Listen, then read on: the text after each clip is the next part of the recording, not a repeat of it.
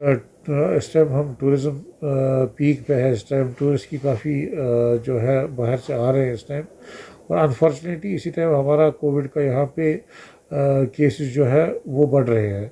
इसमें अच्छे खासे ट्रैवलर्स भी होते हैं, लेकिन प्रिकॉशनरी मेजर्स की अगर हम बात करें वो तो ऑलरेडी सबको पता है कि सोशल गैदरिंग्स अवॉइड करनी है, हैंड सैनिटाइज़र यूज़ करना है, और सबसे ज़्यादा इम्पॉर्टेंट मास्क हमें यूज़ करना है। आप हार्डली देख रहे हैं बाहर, अगर आप खुद भी प्रैक्टिकली देखें तो हार्डली देखें कि कोई मास्क। और जो ये SOPs जो है ये हर जगह फॉलो होने हैं। अगर हमें अपना रोज़ का काम कंटिन्यू करना है, वो ऑफिसेज हो, वो बिज़नेस एस्टेब्लिशमेंट्स हो, वो स्कूल्स हो या पार्क्स हो, वहाँ पे जब तक SOPs पूरी तरीके से फॉलो ना हो तो ये केसेस बढ़ने का इम्कान रहता है।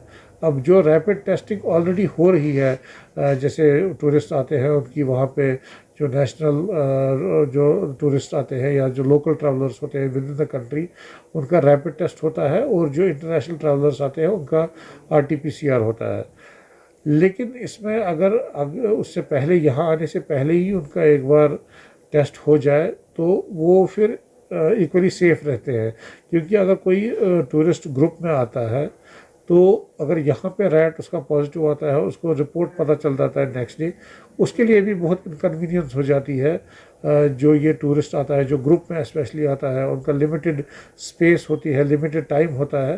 तो अगर बेहतर यही रहता कि अगर वो अपना टेस्ट करवा के यहाँ पे आ जाते तो वो ज़्यादा बेहतर था। उनकी सेफ्टी भी, उसका पैसा भी बच जाता उनका। गवर्नमेंट की भी लीनेंसी है?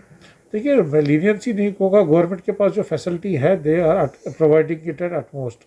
अगर हम लोकल गवर्नमेंट की बात करें, वो यहाँ पे उनका टेस्ट फ्री ऑफ कॉस्ट होता है वहाँ पे एयरपोर्ट पे, जो भी उनके पास अवेलेबल फैसिलिटीज़ है। लेकिन अगर अगर टूरिस्ट की बात करें, वो इतना पैसा खर्च करते हैं अपनी यहाँ पे एंजॉय करने के लिए, वो होटल्स का खर्चा हो, बाकी सैर सपाटे का खर्चा हो।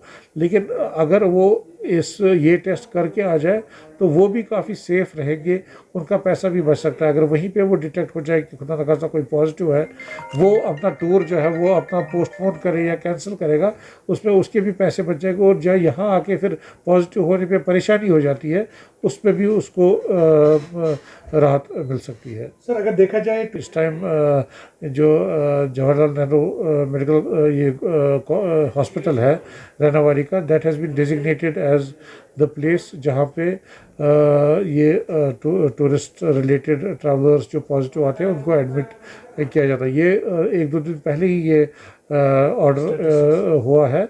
तो उससे पहले हमारे यहाँ भी करीब अभी तक अगर मैं बात करूँ तो 5 से 7 लेके टूरिस्ट हमारे यहाँ भी अभी तक एडमिट हुए हैं जो बाहर से आए हैं। और वो फॉरेन कुछ लोग ऐसे भी आए थे जो आउटसाइड कंट्री आए थे, और कुछ लोग ऐसे थे जो local with in the country आए थे, वो यहाँ पे हमारे पास एडमिट रहे हैं।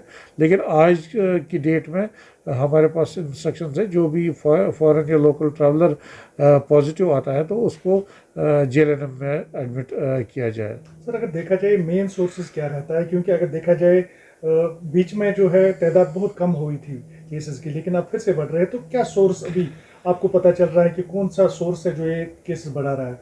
देखिए, सोर्स तो नहीं होता है। मैं यही कहूँगा कि जैसे रुझान पिछले साल हमने देखा था, साउथ से स्टार्ट हुआ था, फिर महाराष्ट्र में पीक हुआ था, उसके बाद फिर बाकी कंट्रीज़ में, बाकी स्टेट्स में या यूटीज़ में केसेस बढ़े थे। और अगर आप इस बार देखें, रुझान ऑलमोस्ट सेम है। इस टाइम आप देख रहे हैं या फिर 1 महीने पहले देख रहे थे कि वही महाराष्ट्र में ही पीक हुआ। अभी भी वहाँ पे इतने सब्सटेंशियल नंबर ऑफ केसेस वहाँ पे आ रहे हैं, और अब ये बाकी स्टेट्स में धीरे धीरे बढ़ रहा है। और कश्मीर में भी आप देखिए, पहले 50 तक केस पहुँच गए थे, लेकिन अब धीरे धीरे बढ़ रहे हैं। 550 तक का फिगर हमारे पास आ रहा है करीब डेली हमारे केसेस का।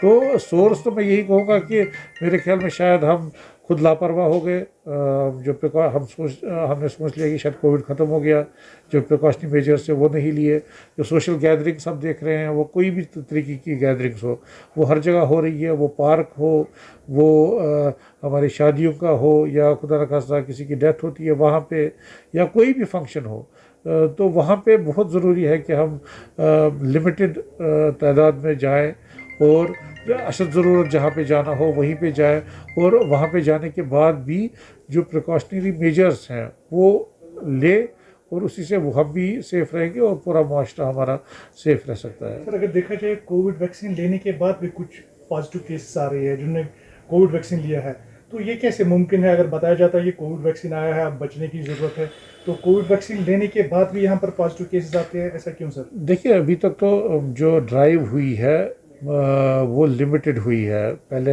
हेल्थ केयर वर्कर्स, फिर फ्रंट लाइन वर्कर्स, उसके बाद अबव एज ऑफ 60, फिर उसके बाद 45 से ज़ायद जिनकी कोमॉर्बिडिटी, अब तो ये एक्सटेंड हुई है 45 ईयर से ज़्यादा लोगों तक ये हुई है। तो इसलिए अगर हम देखें प्रेजेंटली तो वैक्सीन जो है, जो कंपनीज इवन क्लेम करती हैं, एफिकेसी होती है 60 to 70% जो वो क्लेम करें, जो हमारा वैक्सीन इस टाइम यहाँ पे है। और वैक्सीन जो है वो एब्सोल्यूट प्रोटेक्शन नहीं देता है। ये हम नहीं सोचे कि जैसे हम फ्लू वैक्सीन लेते हैं तो इसका मतलब ये नहीं है कि फिर उसके बाद फ्लू होगा ही नहीं पेशेंट को। तो इसलिए वैक्सीन की एफिकेसी जो है 60 to 70% है। और उसके बाद जो खुदा न खास्ता अगर कोई म्यूटेंट वगैरह आता है, हमें ये भी नहीं पता है कि ये वैक्सीन जो हम ले रहे हैं ये उसके अगेंस्ट इफ़ेक्टिव है कि नहीं है। तो इसलिए लोगों को प्रिकॉशन उसके बाद भी लेने हैं। हाँ, लेकिन कुछ स्टडीज़ इस टाइम दिखा रहे हैं कि अगर किसी ने वैक्सीन लिया है तो हो सकता है जो उसकी सीवियरिटी ऑफ डिजीज़ है वो बहुत कम होगी। जो मतलब जो ख़तरा है उसका, जो सीवियर निमोनिया वगैरह होने का, तो हो सकता है वैक्सीन की वजह से जो उसको इम्यूनिटी डेवलप होती है तो उसकी डिज़ीज़ जो है वो सीवियर नहीं होगी। सर एक आखिरी सवाल है, क्या आने वाले दिनों में हम मान लें कि यहाँ पर पीक हो सकता है या डाउन हो सकता है कोविड-19 के चलते? देखिए, अगर प्रिकॉशनरी मेजर्स हम ना लें, जो भी एब्सोल्यूट प्रिकॉशंस हैं वो ना लें, तो हो सकता है अभी और केसेस बढ़े। लेकिन अगर हम प्रिकॉशनरी मेजर्स इंशाल्लाह लेंगे तो हमें पूरी उम्मीद है कि हम इसको काबू में ला सकते हैं। बहुत शुक्रिया।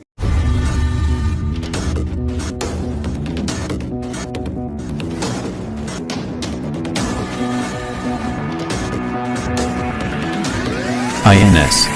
Extremely fearless journalism.